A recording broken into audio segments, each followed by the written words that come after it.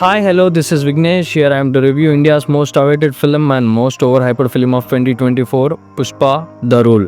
Firstly, I want to congratulate Pushpa and team for breaking all-time first-day gross records. నిజంగా ఏంటి bro అది ఒక్క రోజులో 294 కోట్లు. ఇప్పుడు ఆ టికెట్ రేట్స్ పెంచడంలో తప్పేం లేదు. ఫ్యాన్స్ ఉన్నారు కదా, అది వాళ్ళ అభిమానమో మూర్ఖత్వమో తెలియదు. కానీ ఎలానో అలా 294 CR అయితే కలెక్షన్ చేయించినాం. అందులో నేను కూడా ఒకరిని, కాకపోతే నేను కొంచెం తక్కువ రేట్ పెట్టుకుని వెళ్ళినా. సరే, ఇప్పుడు రివ్యూలోకి వెళ్దాం. Story is very very simple. అసలు పార్ట్ 1లో డౌన్ టు ఎడుతున్న పుష్ప తనకంటూ ఒక ఎంపైర్ని బిల్డ్ చేసుకొని సిండికేట్కి హెడ్లా మారి పార్ట్ 2లో ఎలా రూల్ చేసింది అనేది ఈ స్టోరీ మెయిన్ ప్లాట్ లైన్. ఈ పార్ట్ 1 లాగా మాస్గా వెళ్లకుండా కొంచెం ఫెమినైన్ జెనరాసిటీ ఓరియంటెడ్గా వెళ్తుంది. అంటే ఫర్ ఎగ్జాంపుల్ హస్బెండ్ వైఫ్ మాట అన్ని సిచ్యువేషన్స్లో వినకపోయినా కొన్ని సిచ్యువేషన్స్లో అయితే తప్పకుండా వినాలి. అదే విధంగా ఒక అమ్మాయికి సొసైటీలో ఏదైనా దారుణం జరిగితే దానికి ఏ విధమైన రియాక్షన్ ఇవ్వాలో మూవీలో తెలియజేస్తారు. Okay, let's go step by step. I'm gonna start with direction department. Direction డిపార్ట్మెంట్లో పేరు పెట్టాల్సిన అవసరం లే, చాలా పర్ఫెక్ట్ ఉంది. Second, screen play and screen running time, especially screen running time 3 hours 15 minutes. It's a very huge time. Audience అంత సేపు కూర్చోలేరు. If కూర్చోవాలంటే story అన్న బాగుండాలి, లేదా ఒక రకమైన ఇంపల్స్ అన్న క్రియేట్ చేయాలి.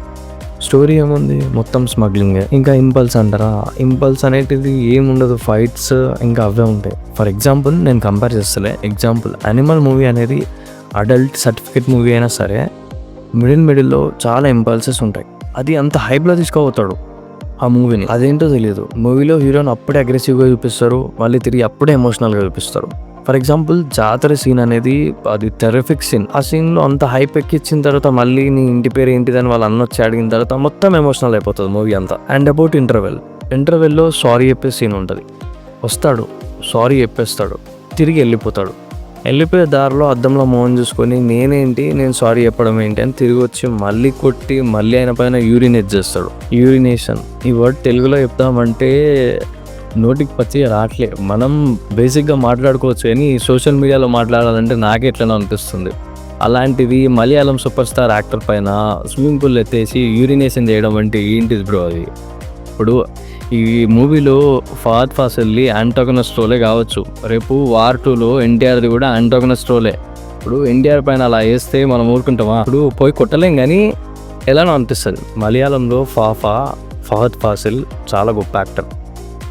తెలుగు వాళ్ళకి చెప్తున్నా, ప్రీవియస్ మూవీ ఆవేశం అని ఉంటుంది, అంతకుముందు తెలుగులోనే విక్రమ్ మూవీ అని ఉంటుంది. విక్రమ్ మూవీ మొత్తం షోల్డర్ పైనే ఉంటుంది, అమర్ నుంచే స్టోరీ అంతా పోతుంది. సరే, ఇప్పుడు ఆ మూవీ గురించి చెప్పాల్సిన అవసరం లేదు. Award winning actor Fahadh Faasil అంటే అతని పైన ఈ విధంగా డిస్క్రిమినేట్ చేయొచ్చు, కానీ ఈ విధమైన డిస్క్రిమినేషన్ కరెక్ట్గా అనిపించలే. అది నా ఒపీనియన్. ఇది థర్డ్, బ్యాక్గ్రౌండ్ మ్యూజిక్ చాలామందికి యావరేజ్గా అనిపించిందంట, నాకైతే నచ్చింది, చాలా బాగుంది. అదేంటంటే డిఎస్పి సారి కొంచెం ఎలక్ట్రానిక్ మ్యూజిక్స్ ట్రై చేసిండు. అదే పార్ట్ 1లో ఎప్పుడు అదే ఒకటే మ్యూజిక్ రివాల్వ్ అయితేనే ఉంటుంది, వినలేక వస్తుండే. ఇప్పుడు ఒక్కొక్క సీన్కి ఒక్కొక్క టైప్ ఆఫ్ బీజిఎం ఉంటుంది. బీజిఎం అదే కానీ రీనోట్ చేశారు. ఫోర్త్, కెమెరాటోగ్రఫీ అండ్ ఎడిటింగ్. కెమెరాటోగ్రఫీ కొంచెం ఫ్లానే అనిపించింది, అది నైట్ షూట్స్లో అంత పిక్చర్గా అనిపించదు. ఇది ఎడిటింగ్లోనన్నా సాల్వ్ చేసేది ఉండే. And coming to the performances, మొత్తం మూవీలో ఏదైనా ఒక దానికి పేరు పెట్టకుండా ఉండే విషయం ఉందా అంటే అది అల్లు అర్జున్ యాక్టింగ్ మాత్రమే. మిగతా వాళ్ళందరూ కూడా యాక్టింగ్ బాగానే చేశారు, బట్ అల్లు అర్జున్ నిజంగానే wild fire. Okay, let's come to final verdict.